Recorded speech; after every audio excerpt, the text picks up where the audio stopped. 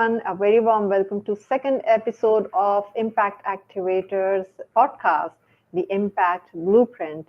And Valerie and I are welcome you to this episode.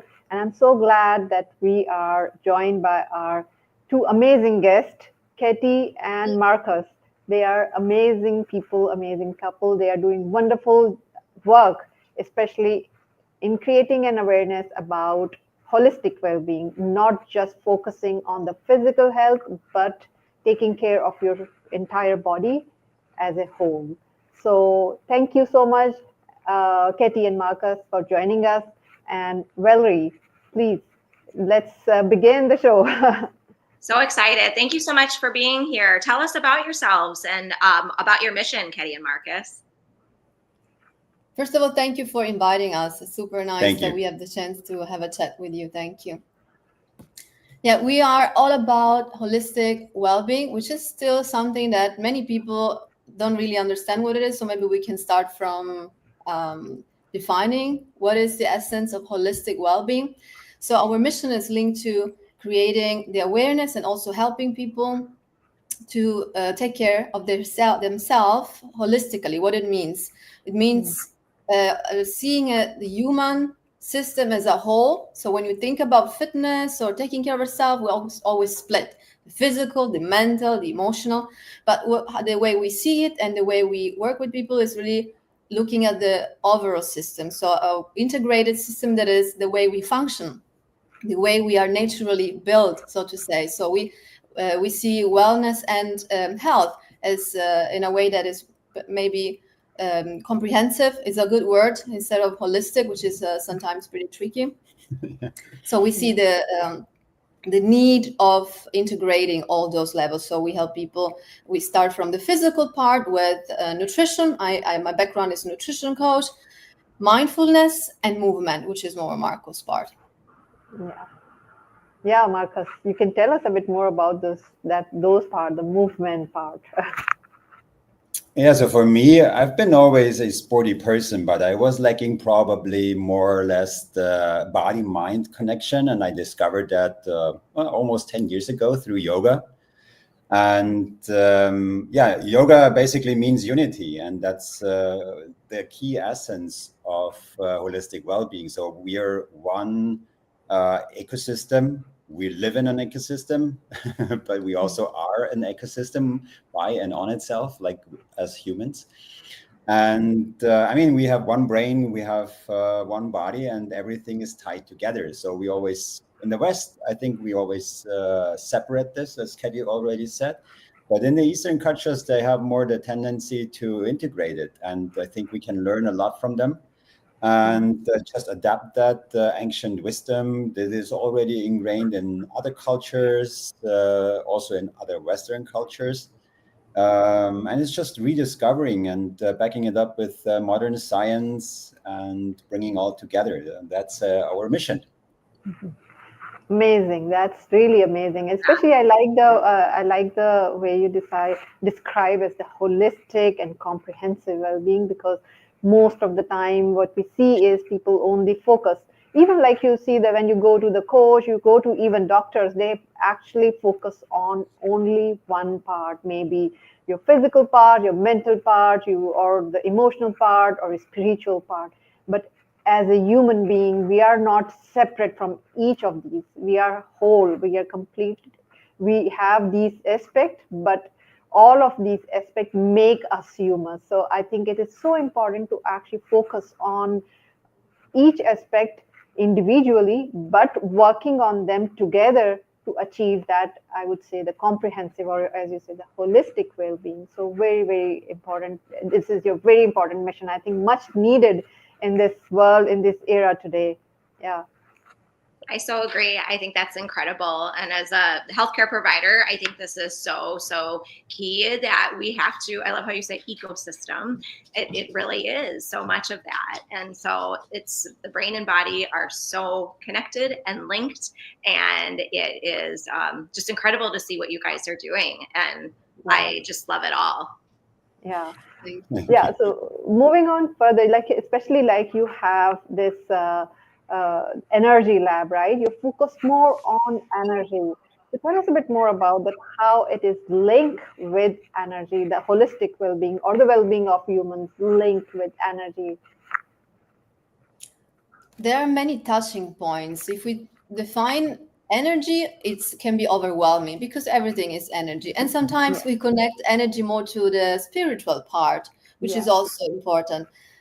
What we've been learning, and we also start from our key skills, competencies, what we learn, what we experience with people we work with, it's that we need an entry point. For some people is the mental energy or the work they do on the mental side. For others is the physical part. So the energy lab is really all about experimenting with different things that improve the vitality and the energy, so the way we function, the performance as well, because we need it to function at the best and do good work. So we experiment with different things on the physical part, starting from what I mentioned before as the pillars, nutrition, movement, mindfulness, and as well seeing the impact that what we eat, how we move, what we think has as well on our overall vitality and energy, and emotional energy as well, because you can eat perfectly, move the best way, and do all the things in a routine and habits, but then if you don't have your emotional energy under control, you don't have that overall energy. So we have different pieces that we tackle, and sometimes people come to us for one thing, like, I don't know, I want to improve my eating habits, but then they are lacking rest, they are sleep deprived, or they're really not taking care of themselves in other parts. So the energy is the overarching common denominator as well, the overarching concept, the common denominator. So what really combines all of them, and the way we approach is starting from one piece, usually the physical part, and then and create the alignment, which is related as well to what we said about holistic well-being. So it goes like hand in hand. So the topic energy, this is very abstract. Sometimes it's difficult to understand. So maybe we get a little bit more into specific things. Think about the first form of energy coming in that impacts our output is also food, because what you eat impacts the way your health, the way you function, your brain performance, apart from your physical part, also the way you really process information. So physical energy in this case through food, and as well through mindfulness and movement. So maybe you want to build a little bit more in the movement, because I think those three topics are closer to the understanding that we have, instead of talking about energy in a high level and less practical way. So food is definitely the entry point, at least from my topics. Yeah, exercise is well known that it builds energy over time. So this is also on the physical side. And then we have the mental part and the emotional part. We try to wave that in because over time we found that what you think impacts also what you do and what you feel. So feelings and emotions live in the body. So what you feel also impacts what you do and what you think. And what you do impacts what you think and what you feel. So this is like a circular motion, and this can spiral downwards or spiral upwards. So we want to spiral upwards, of course, because we want to create high performers who not burn out but thrive in their busy lives. That's and we do that, as said, we do that with movement and nutrition, because that's where our origin story comes from. But we try to wave in mindfulness practices and mindset work on perspective, like how you view things. Often also just switches a little bit the direction from negative to positive.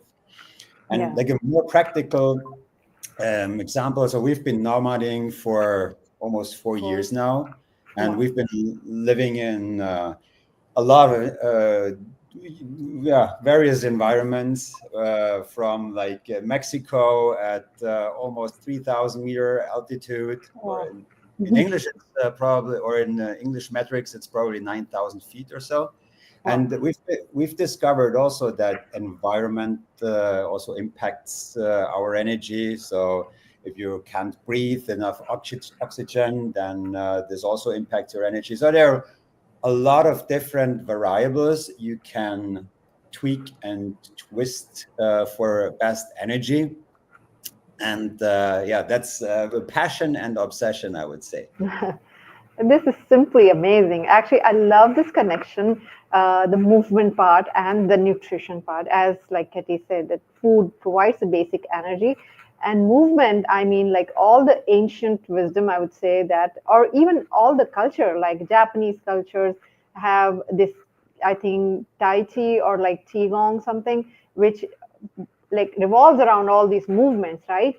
And also, like especially even in the Chinese culture, these energy, like these acupuncture, so like they know these points in the body that actually accumulates all the energy and channel the energy, which helps us in maintaining our well-being. So I think the link with our movement, with our body, with our like food, everything is linked together, and that creates a kind of a cycle. If we are stuck in the wrong cycle, definitely it depletes the energy.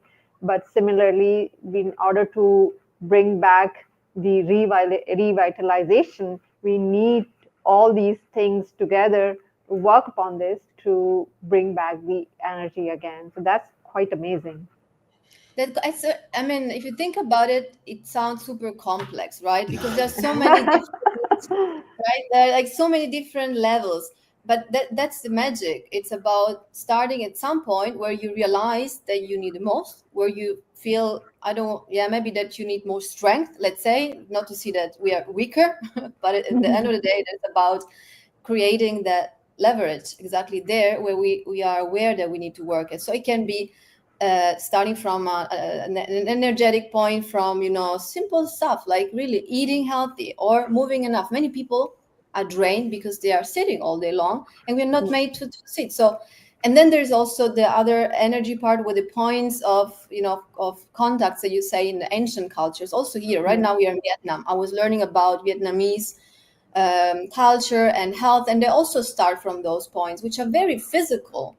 There is nothing like so mystical. It's related to the knowledge of the body, of the functioning of the human being. But most of the times we got so far away from the understanding of our own body that also those simple things feel like crazy or like feel like too incredible. But it's really about understanding how we work, and as well how we can improve little things. So the starting from the basics, from movement, nutrition, and also getting our thoughts and our emotion, managing them, getting understanding, giving them words. And it's not easy. That's the most difficult part, probably, on the emotional part. On the physical part, it's a good entry point because it's tangible. You can see it, right? Yeah. On the other level, you need to put more work, and you need to be on a higher awareness level. And that's what step by step we as well try to get people on the level of awareness that it's not easy. So it was not for us, but for most people. We are so much into the busyness of our life that we disconnect from ourselves and what we really need, basic stuff, and then everything feels too difficult. But it's not. It's really the fundamentals, I would say. I love that. And I think that's so key, this concept of it being simple, because it is simple, but yet that doesn't mean it's easy. And this hard work, this challenge, I think is so key. And it kind of brings it all back to, like, if I'm exercising, if I'm moving my body, at first it can be difficult, but then it gets easier over time.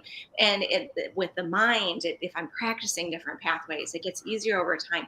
But I think we overrate ease so much in society and underrate simplicity. And I think that it's important to say, well, it may be hard work, the simpleness, but that doesn't mean that it's not worth it. Like, so many times in life, that is what is the simplicity is really like what we strive for, I feel like. Yeah.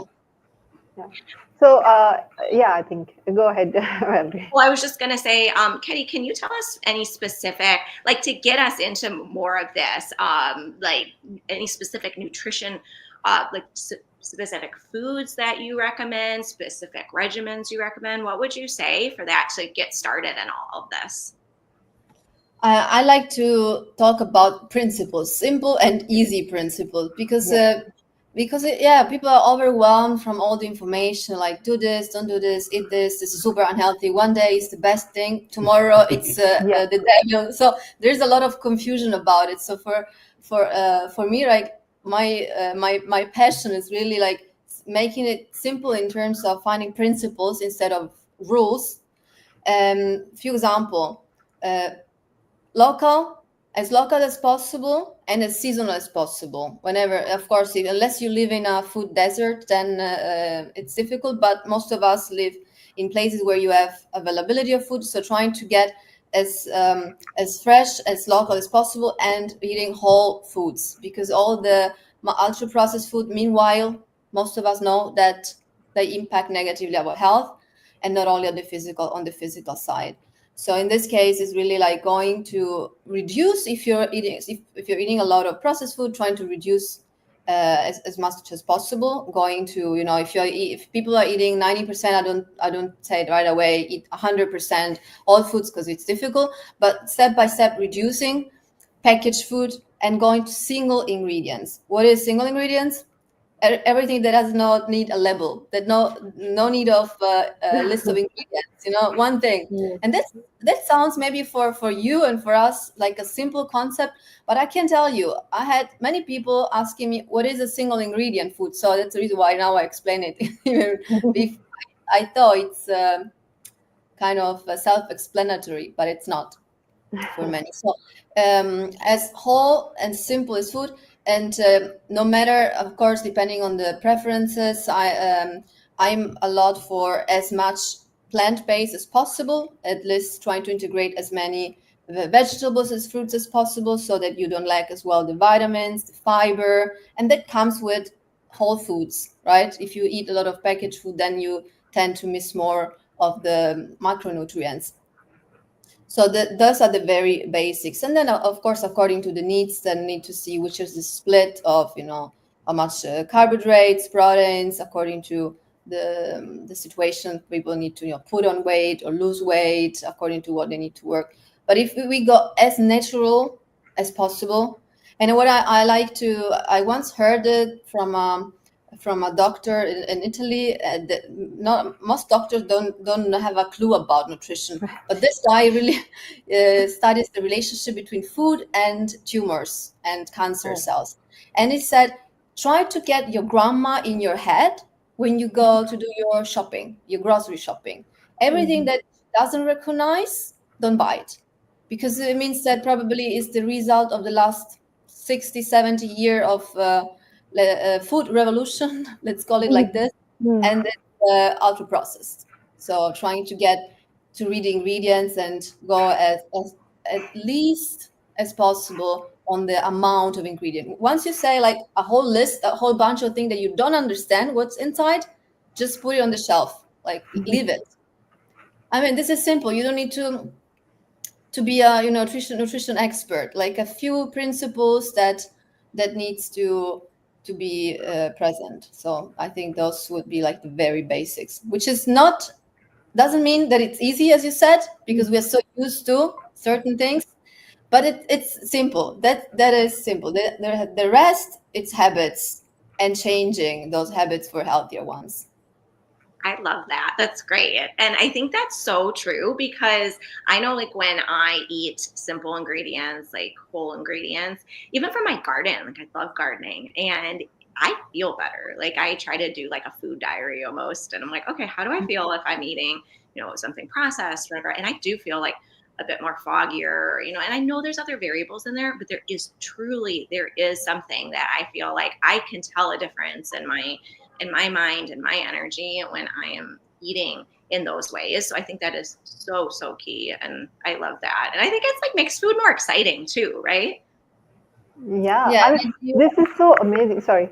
This is, I actually wanted to, I'd been asking this question also for few of the nutritionists who were on my podcast, that, they've been like saying, eat this, eat don't this, because research and studies change all the time, right? Like you posted a few days ago, like, like eating egg, like was supposed to be like at the time they're saying that don't eat egg every day, but now the research studies are changing and now they're saying no, you should eat egg. So like it's all confusing, but you made it so simple that we need to eat local and fresh and single ingredient. I just love that single ingredient thing because it makes it so easy to recognize that what is healthy and what is not.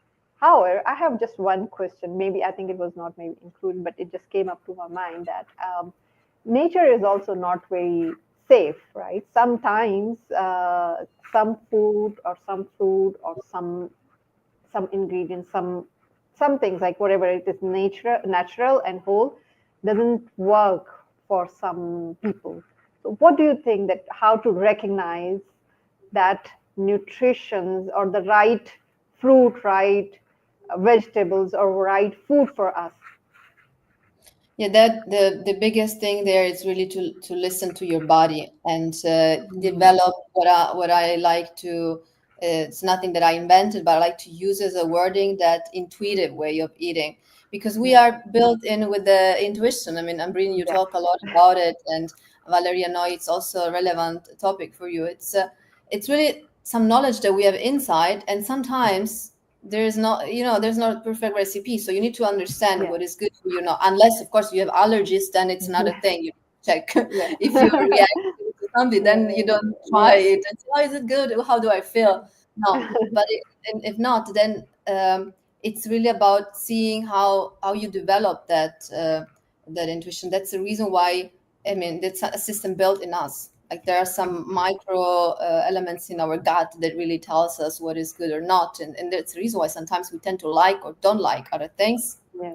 So in this case, it's but in the food system that we have today, there is no like natural food that is poisoning in this sense. Like but the rest is really understand what. How do you feel the best, and that's developing that interoception. That is true for nutrition, and the same as that level of awareness as well with movement on the other side of the story. Like it's a principle that we follow both for nutrition and also for movement. So the intuitive way of nurture yourself and also move, right? But I would say, like what Valerie said before, with a food log or food diary, this is a really good thing to develop that awareness. And I've done that. Like when I started to switch my diet, like 10 years ago, I did like the same. Like I locked everything down, how I felt with certain things. And I remember that it was not easy in the beginning. That's the easy and simple part, right? So it was not easy in the beginning because you need to take time in the supermarket. You stroll to the shelves and you look into everything, read the ingredient list. And then every time I discovered, there is something in it I don't want to eat anymore, I put it back. And in the end, I left the supermarket with like just a bunch of things that I used to buy. So now with like probably was 10% of what I used to buy. And then I started to rethink things. So how do I incorporate what I ate before, but differently? And I try to switch animal products and animal protein for different sources of other types of protein, vegetable protein. And it requires work. And if you have no one who teaches you that, you try stuff and you figure out your own. And of course, it takes more time because you have no clue, and then you research. But if you have like someone who can teach you like their experience of like 10, 15, 20 years, it's much easier, right? We got, for example, that some practical things like we tend to buy at markets, local markets. We buy a few things at the supermarket. It's something that's meanwhile is a practice. We have like a few things. We go to a supermarket. We know we find it. I don't know, like rice. What do we buy? Like we in Asia we buy like kimchi or noodles. Like very simple things. A few items, and then the rest we buy a lot of the market, which is much better. in many sense, and many people argue that it's more expensive to eat healthy. It's not. But actually, I've been living in I don't know how many countries, a few meanwhile, and usually it's just a matter of really like knowing what you do and where you source the food that you need to make it palatable as well, because it needs to taste. Thing. But it's not that eating healthy in many countries, at least. Maybe there are exceptions. Maybe it depends. Of course, maybe if you there are some regions where if you go for organic stuff, then yes, I believe it. That's much more expensive. But many times you don't need to jump from full packaged, full processed, way of eating into organic 100%. No, you go step by step, and you go, of course, according to your availability, what you find, but trying really to make those choices. And go to the local market as much as you can. Take the time. It takes time, of course. It takes a bit more time than just buying everything. I don't know. People sometimes shop online or take home, like order food home. It's another big problem.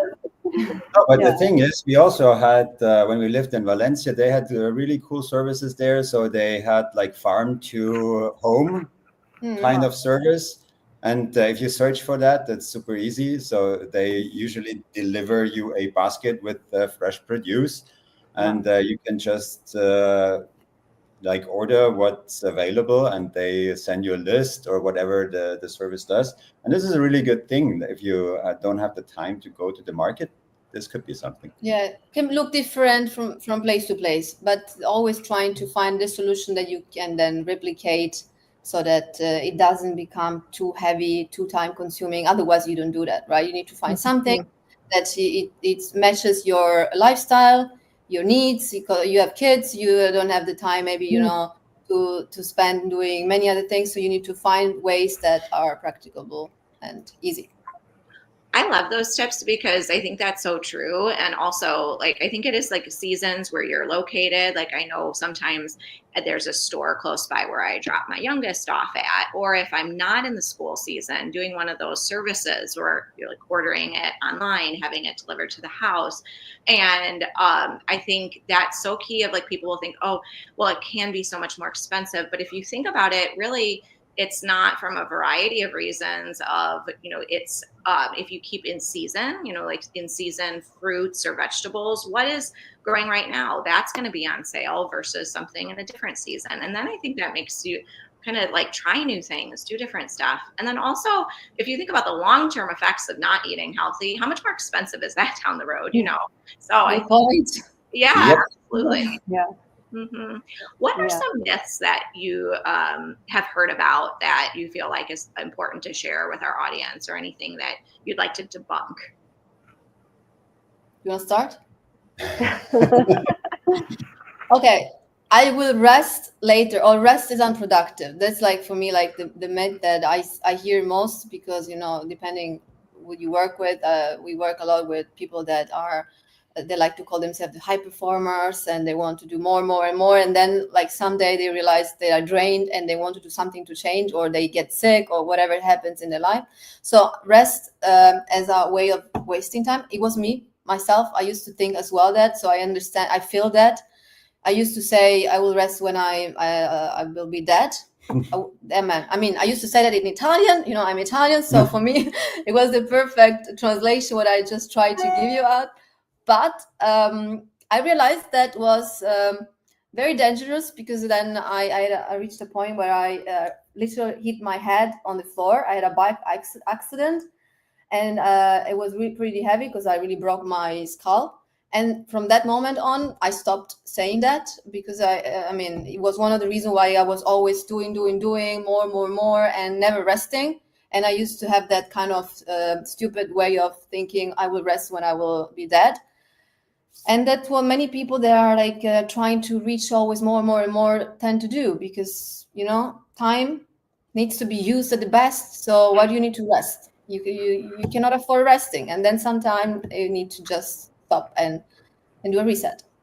So this is definitely one point, rest as a lost time. Yes, I think this is something we have this for the hustle culture these days, because everybody is saying that you need to hustle, you need to have a side hustle, you need to work. And it's kind of like working more, and it's kind of a badge of honor. They say that, oh, I'm doing this, but actually it's not, because it's at the expense of our health. Nothing worth it. So that's very crucial. Yeah. So Another myth. Yeah, sure. Another very quick before you go to the next question is linked to what you just said as well. That is more is more. Like that always this concept that if you do more, it's more, and that you don't really take the time to reset, to refresh your mind, and and make it work better, because you know yourself. How is it if you're all the time in the loop of doing? Also your productivity, and also the ideas you come up with or the solutions, they're not the best. Once you spend time in nature, you go for a hike with family, or what do you like to do with your kids, at the end you see that the moment I thought about yesterday, we were having some free time discovering a new place, and I needed to note down some stuff, because I had like fresh ideas coming that I usually don't have when I sit in front of my laptop all day long. So more is not always more. That's very true. So you are actually working on this idea of giving the holistic well-being in a form of retreat. Tell us a bit more about this, like equilibrio that you've been working on. Yeah, equilibrio is a concept and a retreat we've developed in Sicily, where Ketty comes from. And we found a cool place. It's exactly between the sea and the countryside. Lovely space, can host 12 people. And it's a 6-day experience with a 4-day program. And it takes like exactly those busy, stressed people who usually put their health on the sideline for later, or the ones who want to perform better but lack that extra edge probably. For them, it's exactly designed into a 4-day journey where we take them from like the physical to the mental to the emotional, and then reintegrating everything. And it's on the one side, it's a reset. So because you arrive there and you already feel the calm, it's beautiful, there's nothing to do, you can leave like every thought that's been bothering you outside, you can leave that at the door and you just relax. And then it's a nervous system reset.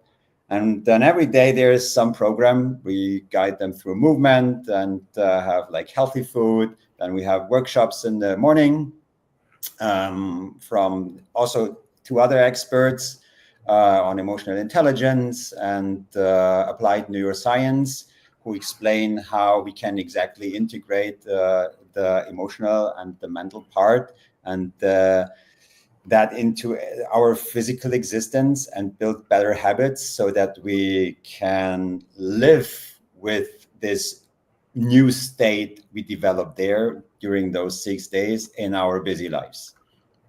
This is the key idea. Yeah.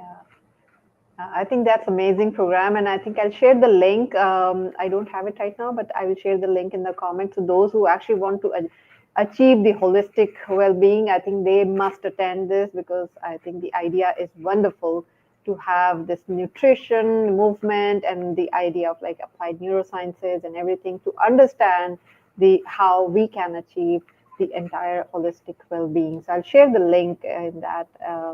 So that's going to be wonderful. Yeah. Can you please Oh, sorry. Please go ahead.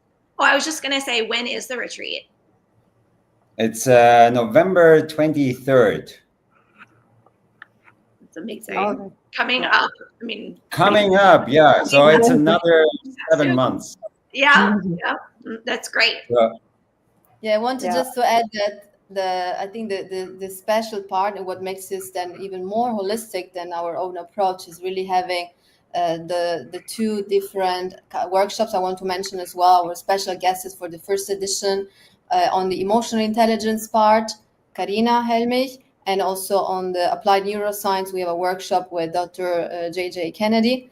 And the connection of, the physical part, the emotional part, and the applied way of making those changes happen, it's what it makes this really comprehensive, and what it makes in a way that people can then leave the event not just with a great experience and something that they will be, take home, specific things they can apply in their life, which is probably what many events of this kind of typical retreats don't really have, that kind of follow up and then make your life better also afterwards, especially afterwards, because the retreat, it's only a few days, but what people will learn, it's for a whole life. So this is for me like an important point to highlight. Yeah, we're working more on the behavior side on that as well. So it's not just you go there for 6 days and then it's a nice vacation and you did something and the cool stuff and met cool people. Of course, that's also included.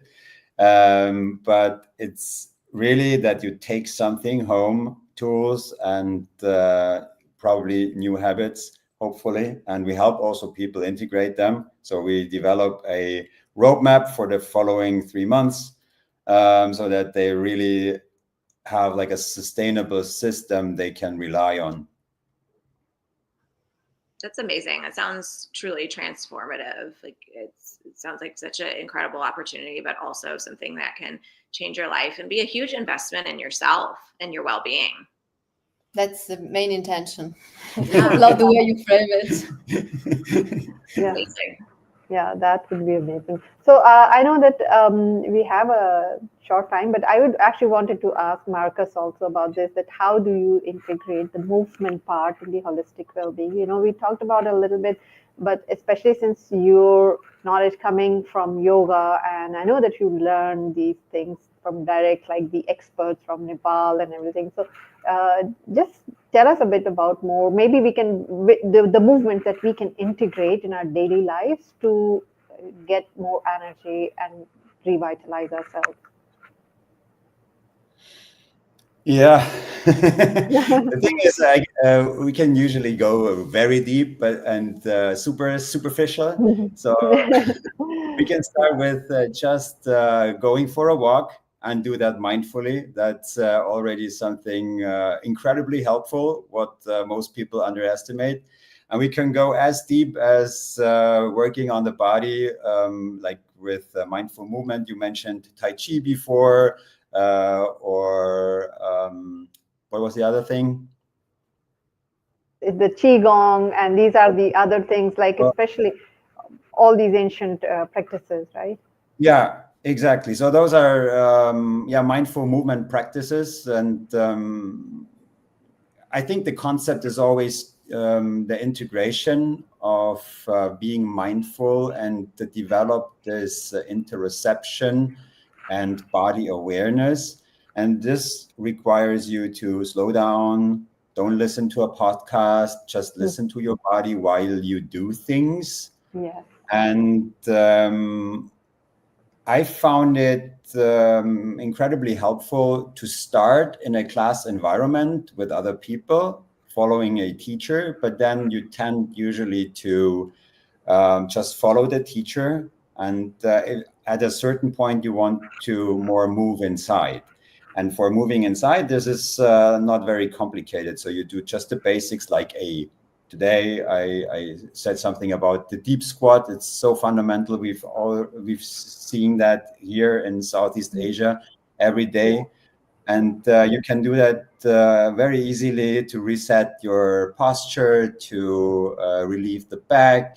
So just a deep squatting position, and then moving around, moving your spine, moving from head to toe, shifting your energy and listening to your body, what it does. Good is also like in yoga, there is something called camel pose, where you kneel down. Yeah. And then it's a hip extension where you reach back to your heels and extend from the heart center upwards, so that you create that sort of a back bend. And then you breathe into the opening of your rib cage, and you feel into the body while you literally feel that it's deepening the breathing and the inhale and the exhale. And this is already rewiring and slowing you down. So it's what we said before in the hustle culture. It's always about more, faster, faster, faster. And we want to slow people down, to listen inside, to take the time. And even if it's just 1 minute or 5 minutes, this is how you start. It's not that you need to take an hour, sit down and meditate. It's just like taking that 1 minute, but do it intentional, like nothing else, only focusing on that single thing you're doing in this very moment. And it's not work. I mean, flow is working on something important is also great. But listening to your body, how you feel in that moment, and if something bubbles up, just listen. You don't necessarily act on it in that very moment. This is where journaling comes in, or you just note it down and then you act on it on a later point. But taking the time to listen, this is the most important thing, creating the awareness. Yes, that's true. I mean, especially yoga part. I love yoga, actually. I've been doing, but not regularly, or I would say that I'm not an expert on that, but I just do like 1 or 2 poses in the morning, and that too sometimes not very regularly. But it helps, like just moving your body. I mean, I think it creates the entire, again, the flow of energy in a way that helps us regain the calmness, the energy, the freshness, and whatever it is. So I think that's very, very true. That and it does not take. There's a lot of misconception here that even in yoga requires the hours of like having like these poses. But I find it very quick, and I think that was the reason I chose yoga. But that it is done quickly, and I'm done with the day, and that I can do it anytime. Also, like even when I'm just working and I take 5 minutes out and then I just stretch my body, and then it helps us calm down the system and it helps us gain focus. So I completely agree with you. Yeah, and if you want just like one single thing to raise the energy in the morning, what is very helpful is the sun salutation. So this is the very basics, and it creates an energy flow. It pumps up the system. And it's a follow through of different poses, and it creates that flow. You sync it with the breath, and then you also have like an up breathing. It's not a calming practice, so it's like really energizing. And then if you want to just slow it down, then it's probably something like child's pose, and you surrender, you work with your breathing, double the exhales to the inhales, and then this already slows the entire system down. So always depending on what sort of energy you want to create, that's how or what practice you want to choose. That's amazing. I love that. Now, Ketty and Markus, as we wrap up here, I would love for you to share with our listeners, whoever's listening to this live stream or to the replay, where we can find you and where we can connect more with you. People can find us in social media and LinkedIn. We are more active in LinkedIn. So if you have the chance to put a link, we got our 2 accounts. We have a website where we try to share as well as much as possible with longer pieces of content, so some articles. And we also have a bi-weekly newsletter. We love sharing, sometimes more on movement, sometimes more centered on nutrition, on mindfulness, but we talk about our topics and try to give actionable advice to people, so things that can be implemented without being, experts in something, but really simple things. So those are the main things. We can share with you as well the link to the website if you don't have it. So we'd be happy to connect with your friends and your listeners, whoever may come up with the idea that they want to learn a little bit more about improving their life, starting from themselves, which is the number 1 point, right? Yes. And I know these are like, I'm sharing this link also there. I know before we actually just end the show, just what one advice would you like to give to our audience today? Find a system that works for you, because many times I see people struggle exactly with trying to do things perfectly and try to follow certain routines, and then maybe they get overwhelmed in trying to improve themselves. Markus sometimes talks about personal development burnout. People try. I mean, many people that we know, and they're willing to improve themselves. They're really so motivated, and they try to do so many things. But then whether the things that are like too many things at once, or just not the right things for them. So maybe what works for Ambreen doesn't work for Valerie, and what works for me doesn't work for Markus. So you need to find a system that is, something that is, again, I think one common denominator of a conversation today is trying to make things simple.